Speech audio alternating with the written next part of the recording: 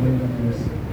Kaya, yung panaginip, ito naman, ang sabihin ko, ay, yung panaginip ni,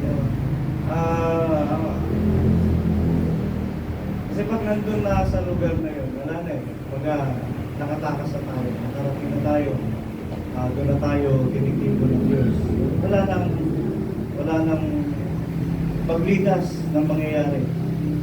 Doon, gano'n ang paliwanag eh.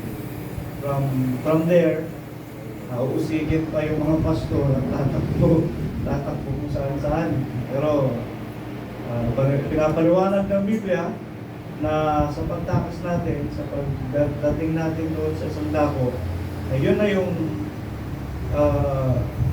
nakatakas na tayo, andun na tayo. Amen. Wala nang paglikas kung saan tayo pupunta. Doon na lang. Amen. Doon na lang. At siguro ito yung isang verse na makapahayag ko patungkol sa panaginip. Ito. Tuto ng Isaiah chapter 2 verse 2 and 3. At mangyari sa uling araw ng bundok ng bahay ng Panginoon ay matatatag sa taluktok ng mga bundok. Sige. Yan na lang. Makita niyo ako. 2 verse 2. At mangyari sa mga huling araw ng bundok ng bahay ng Panginoon ay matatatag sa taluktok ng mga bundok. Amen? Bundok tayo doon. At magiging mataas sa mga burol at lahat ng mga bansa ay magsisiparoon doon. Verse 3. Ito. At maraming bayan ang magsisiyaon at magsasabi, halina kayo at tayo magsiahon sa bundok ng Panginoon, sa bahay ng Diyos. Sinasabihan na tayo doon sa panaginip. Halina kayo.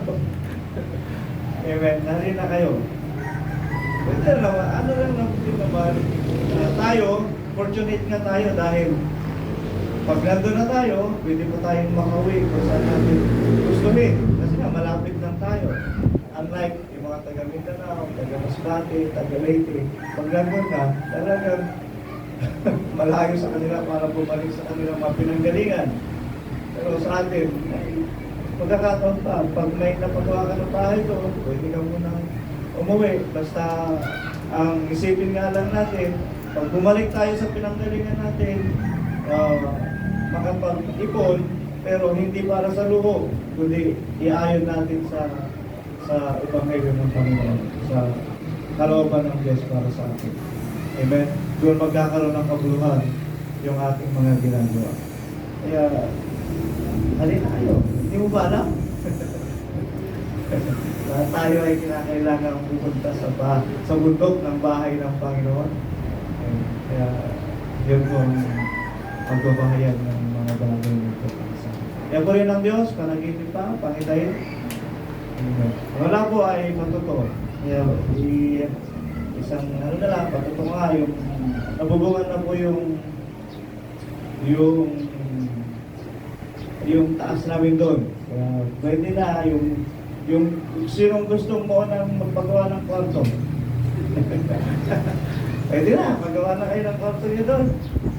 Para kung may tatakasan tayo, pwede na tumakas. Kaya salamat sa Panginoon.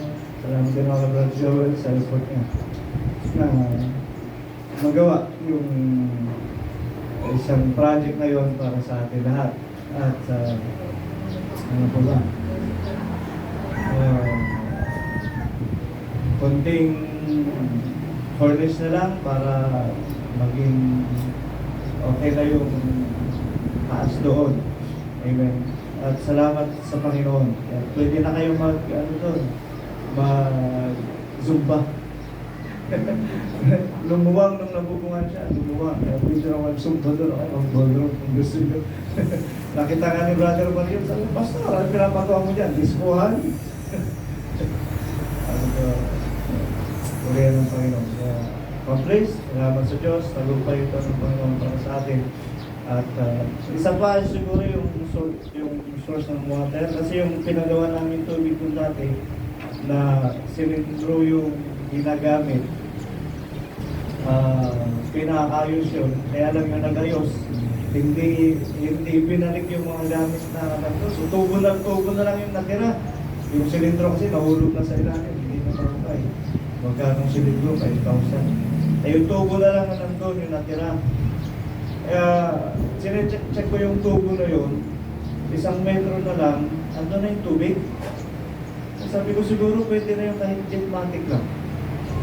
Kasi umangat na yung tubig niya hanggang dun eh. Ano sa tingin ninyo? Kasi ang silindro, ginagamit yung silindro, pagka yung 5 tubo, at siguro hanggang dun lang yung level ng tubig. Pero yun kasi umakyat na hanggang ano eh. Ang taas na, 1 metro na lang, abot na yung tubig dun sa tubo. Kasi sabi ko, siguro, bumukal na yung tubig to, kinaangat na yung tubig hanggang sa taas. Sabi ko, pagka magkaroon siguro ng poso yun, kaya jetmatic, madali na niyang hilahin paakyat yung tubig. Kaya sabi ko, salamat sa Panginoon. Mayroon pa ulit source ng tubig na pagkukuhanan kung sakali. Amen? Doon sa atin doon. Kaya, pagtulungan natin kung ano natin pwede magawa. Pressure tank. Yung, siguro yung, pressure tank kasi mahal eh. Yung mga kandidat. Pero yung ano lang, yung di motor, baka kaya niya. Meron niya solar pa. Pero hindi niya Iakyat niya kung hindi. Okay, tingnan natin kung paano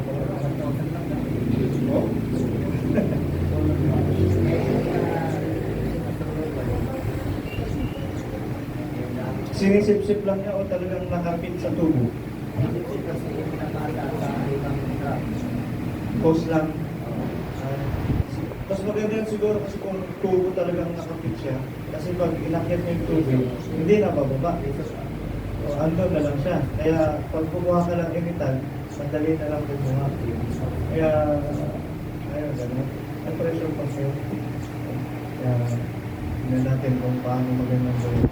Salamat sa Panginoon. Hindi na rin, sakaling maayos natin yun doon sa amin. Hindi na rin hirap siguro ang tubig. Ano lang, sumba lang. Kaya, tuloy ng Panginoon sa mga pagkapalang ito na lumarating. Kala ko nung dati, patay na yung tubo na yun, hindi na mabangat. Pero umangat yung tubig. Kaya, baka magkaroon na ilog doon.